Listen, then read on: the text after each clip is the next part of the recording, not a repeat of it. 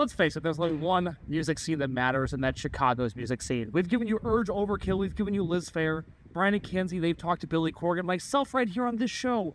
We've talked to the Smoking Popes. But there's a new generation of bands that you need to know. And this is a case for Chicago's very own LURK.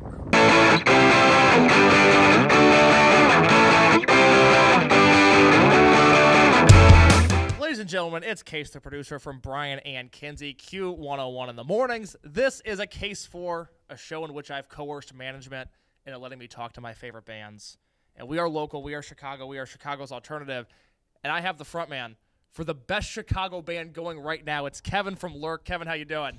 Doing great. Thank you for that. I appreciate that. Of course. I'm stoked you're here. Welcome back home, I assume? Yep. Yeah, hometown show tonight. Yep. Did you grow up here? I did. Yeah, we all grew up here. Where did you grow up? I grew up on the south side, so most of us are from the south side. Word. So, like south side surrounding suburbs, lived in a few areas. But yeah, generally all of us are from the south side. Good. Well, I'm glad to have you here with Q101. Yeah. We're all big fans of what you guys are doing. Big fan of Q101. That's what I like to hear. We were playing you guys in the studio earlier today with Brian and Kenzie on the morning show, and they were quite impressed with what they heard. Wow. So Incredible. things are going well for you guys. It's been a good year. I want to know a little bit before we get into what's going on now, a little bit about your upbringing. Southside Chicago, you now, of course, play in punk alternative band.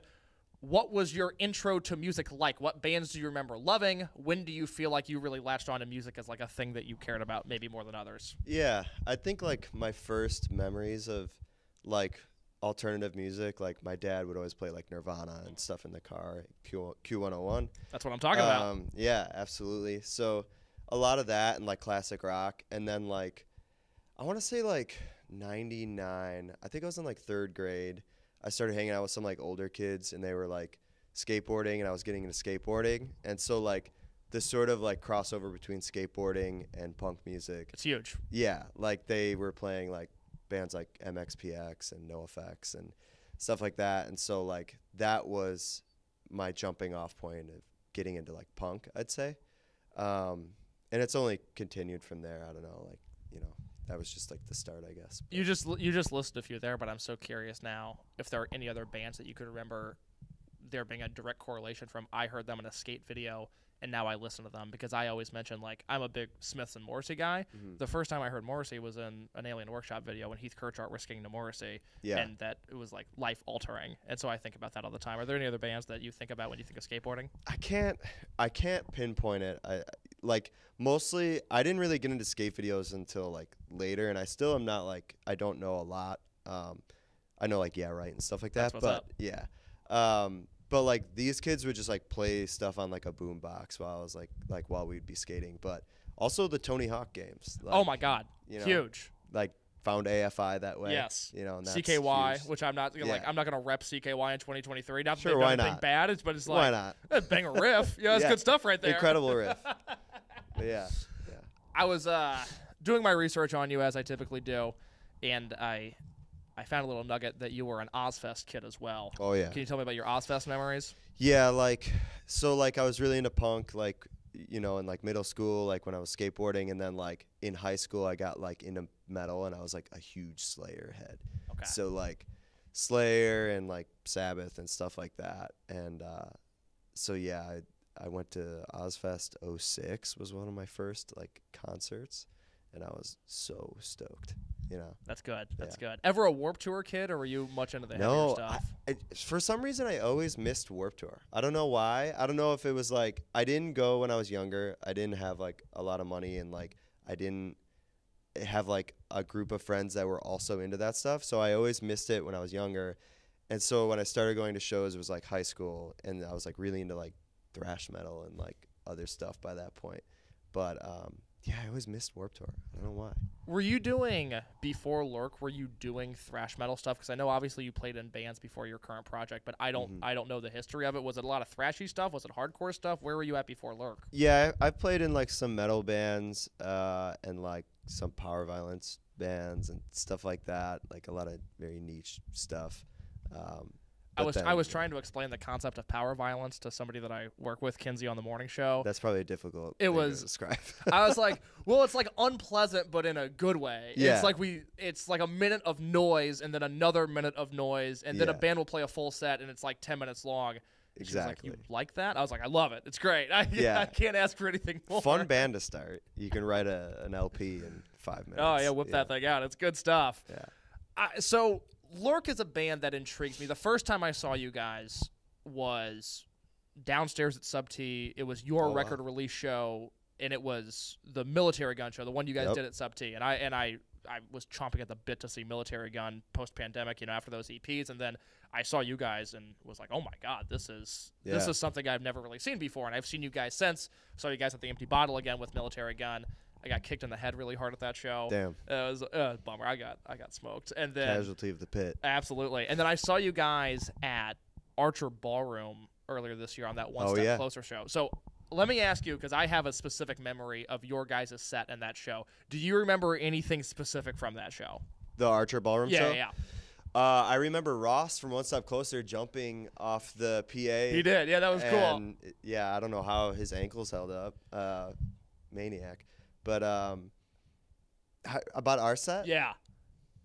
I remember my mic coming unplugged. Okay. I remember there's a million photographers. There were a lot of photographers at that show. That was absolutely like Britney or something, like paparazzi swarming me.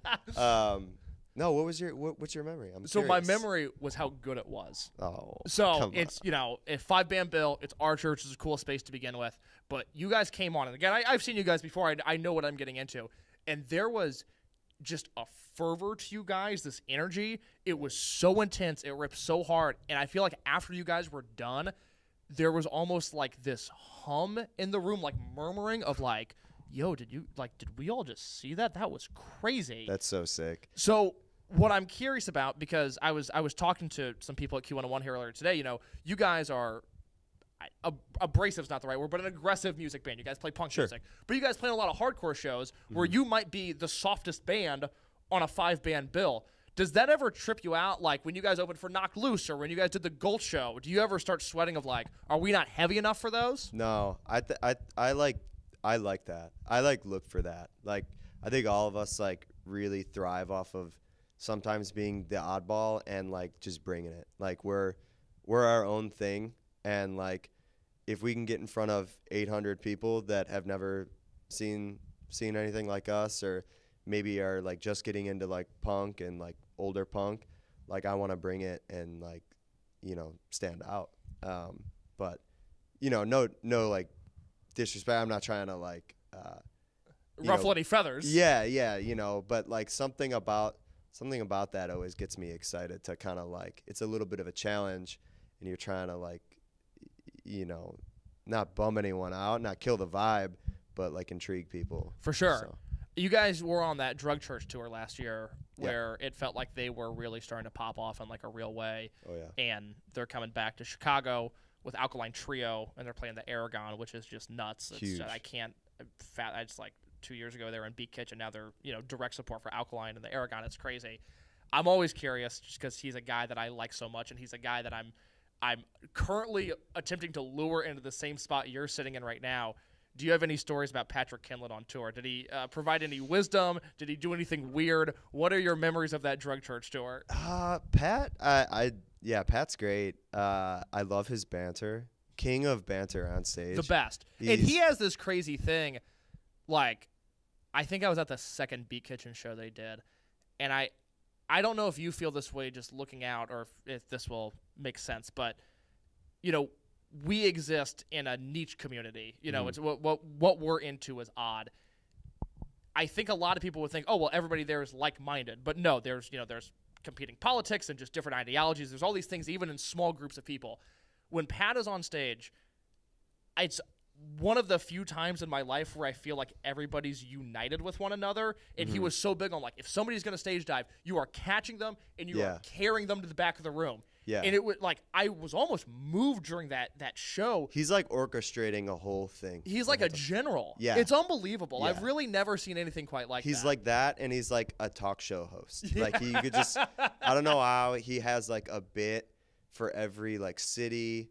So that's a memory. Like every city we'd go to, he'd have some like story or like, and it's so impressive. Like I don't know if he just thinks of that at, like off the top or what, but great front man. But to bring it back, otherwise, like I just remember him being in the green room, like watching like full live, like YouTube sets of like 80s bands and stuff. I don't know. This sounds like Pat Kenlin behavior. This absolutely makes sense. Yeah. I don't understand what goes through this man's brain, but I'm glad it's going there. It's better that way. So was it like cheesy 80s bands? No. I can't remember. Like the Cult. I remember him watching like the Cult like full concert YouTube thing, and he would mostly like do that before the shows and just like be by himself, which is sick. I heard he got very nervous about One Step Closer skateboarding on that tour, that he felt like he was like this old man on tour. He's like, you guys are going to hurt yourself. Because it just happened to the Vane drummer, I think right before that, where he broke his arm on the Touche Amore tour. Mm-hmm. And he was all very, Nick in Drug Church also was skating with them too. Oh, so that's excellent. Maybe he was nervous about that. Oh, that was making me nervous. I would be nervous too. That's like a blue chip prospect there. I don't want to lose him. Yeah, that's a necessity for sure. That is excellent. So when I think about your band, I feel like in the phrase that I came up with was that you guys are all encompassing. Like every LURK song, it feels like there's not a stone unturned. It's maximalist. You know, there's a lot of noise, a lot of sound, a lot of things going on, and I really like that. Yeah. I think it's different from a lot of the things that we hear, especially in hardcore. Can you walk me through? And I'll use, let's say, "Crack a Smile" as the specific example, but please feel free to deviate into other songs. Walk me through the process of one day this song doesn't exist. One day there's this banger. Mm-hmm. What's the process in between? Because it just feels like you're overflowing with ideas in a positive way. Yeah, like that song specifically, like Dan, our bass player, had that riff, and like we always bounce off each other. Like if something is too like my style, and it needs to be like honed into like our sound, like I'll bring it and like ask, like how can we make this more like us? And like that riff specifically was like, it's a very poppy riff. It's sort of like a soul riff almost. And so Dan has this song and then brings it to practice. We all start jamming it and thinking of ways like, how can we dirty this up? You know what I mean? How can we make it like, and then Pedro's drumming style makes it more aggressive, little chord changes that make it like a little sour, a little more like punk. So just stuff like that. Like usually it starts with like a riff someone has, and then we try to like fine tune it, make it chaotic, make it like us, if that makes sense. What's your recording process like? Are you guys recording a lot of things live as a full band, or is it a lot of bells and whistles being added on later? I've never heard a band sound like you guys, and it's fascinating to listen to. A little bit of both. Like when we demo, we record in the room together. Like we're not a little bit on the last thing. Like I was making and Dan was making like full passes at home with like programmed drums and stuff like that, but we're a really in the room band, and I think every time we've recorded, we've gone in the room with headphones on and played together and kept a majority of that as like the record. Wow. And then we'll go in and add like guitars like here and there, like leads and synth and and I'll do vocals separately, but like I'd say almost all of our releases have been like 80% of it is in the room jamming. I don't often like asking people to explain what their lyrics are, but you guys put out a song this year called Honey Hive, which I think is the best LURK song there is. I have a dream that one day Q101 is going to play it. We'll see if it happens or not. I just think it's I hope great. your dream comes true. What is this Honey Hive? Where are you taking us to? Is there a metaphorical honey hive here? Walk me through the process of building that song. Yeah, I think it's just about like being a musician nowadays, and like with the way everything has changed as far as being able to make money and make a living and balancing that with being happy, being a musician. That's kind of what that song is about, and just like getting to this metaphorical place of happiness. Everyone that's playing music maybe has a different dream, but it's some higher place, and you have to grind to get there, and it could be pretty bleak, and so that's what that song is about. Obviously at Q101 we're dealing with Coldplay, we're dealing with Imagine Dragons, we're dealing with the biggest bands on earth. I don't know if everybody fully grasps onto even a talented band like yourself, or One Step Closer, or Drug Church, bands we've talked about during this interview, I don't know if they fully grasp the harsh reality of being a touring band. Explain, what you've got going on this tour. It's you guys and Taking Meds. What does a day look like for a touring musician? I mean, I'm always an early riser, so like I stay up late and I wake up early because you just don't sleep. Yeah, that's what it sounds like. I wouldn't call you an early riser. I would call you somebody that doesn't don't sleep. So my days are pretty long, but typically you get up, drive for a long time, eat some gas station food, drive through nothing too exciting usually, and then load in, and you're at a venue, and is it just a lot of sitting around? It's a lot of grinding. Yeah. Like, I think if you have a crew, if you're that level of band, you have a crew, there's more sitting around. But like a band at our stage, like, and just the way we've organized things, we do a lot of things ourselves. So, we're all driving, we're all loading in, we're all, just very hands-on, doing, like, we do merch ourselves. Yeah, grunt work. So, we do a lot of grunt work just to, save money, and just, I don't know, like, it's kind of that DIY approach. For sure. Still. For sure. Okay, I got just a few more questions for you. Sure. I think you guys, and I see that you're wearing loafers, which makes me think of Spiritual Cramp, which I would put in the same category. There are a few bands going right now that are very visually striking. Mm-hmm. You guys have incredible music videos. Who is coming up with those? What's the direction? Are you working with the same team a lot, like the Sterilizer music video to the Natural Causes video? It's been a while since I've seen a band that has looked the way you guys do and then can capture that in video form. Michael Herrick, King Michael Herrick, for everyone out there. He's the GOAT. He has helped us so much. He did the first music video we ever did, which was Electroshock, and has just worked with us ever since, and like been so generous. Like, Michael's stuff is so far beyond what a band like us should be able to obtain, but he's become a good friend of ours.